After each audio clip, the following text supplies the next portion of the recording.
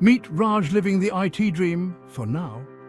Raj loved his job. Okay, love might be strong, but he liked it. A lot. It was more than just a job, it was a place where he felt he belonged.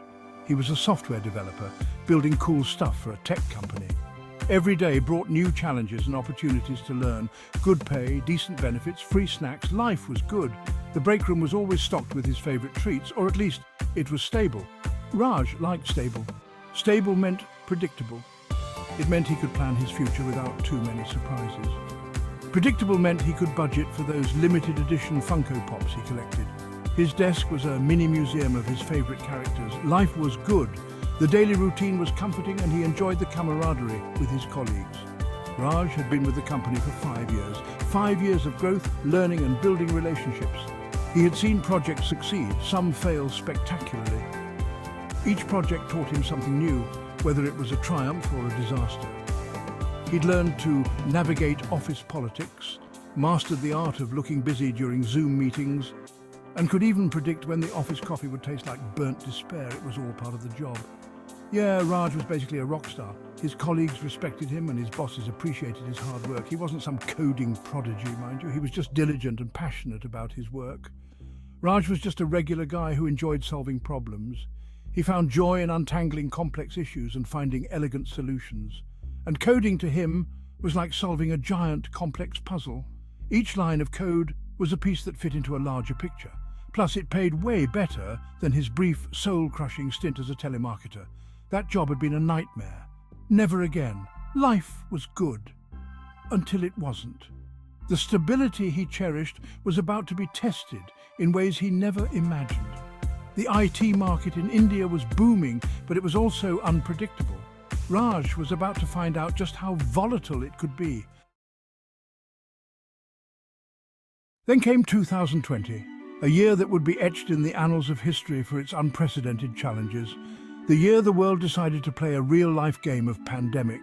Streets once bustling with life turned eerily silent and masks became the new normal, and not the fun board game kind where you can all work together and win.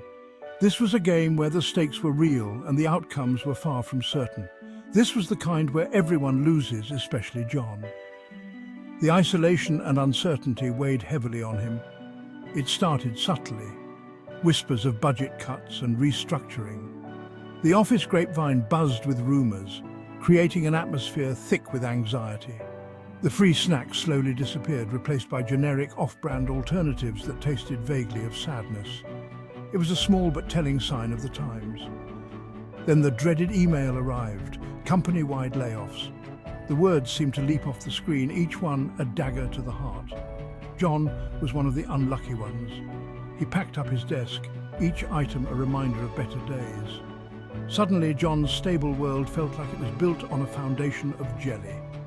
The ground beneath him seemed to shift with every step. The job market, once a bustling bazaar of opportunities, was now a desolate wasteland.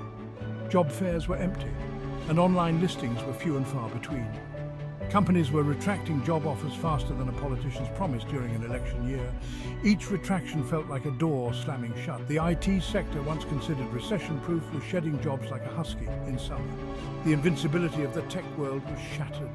Turns out, even in a pandemic, people still needed toilet paper more than they needed the latest app update. Who knew? The essentials of life had been redefined.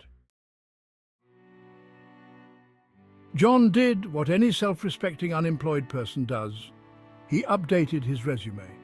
He meticulously went through every detail, ensuring that each job title, responsibility, and achievement was perfectly articulated. He spent hours crafting the perfect cover letter, highlighting his skills and experience. He tailored each one to the specific job he was applying for, hoping to catch the eye of hiring managers.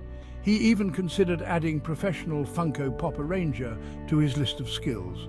Desperate times, right? It was a small moment of levity in an otherwise stressful process. Then began the endless cycle of job applications. Each submission felt like sending a message in a bottle, hoping it would reach the right person. He applied to anything remotely related to his field.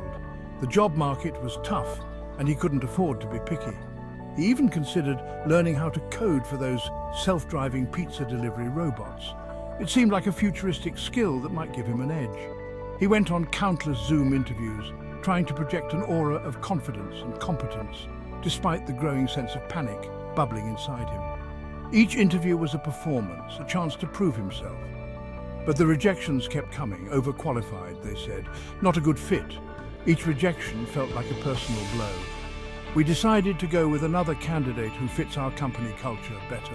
The words stung, leaving him questioning his worth. What did that even mean? He wondered if there was something fundamentally wrong with him. Was his love for Funko Pops a deal breaker? He couldn't help but laugh at the absurdity of it all. The rejections piled up, each one chipping away at John's confidence. It was a relentless assault on his self-esteem. The once stable ground beneath him felt like it was crumbling away, leaving him teetering on the edge of despair.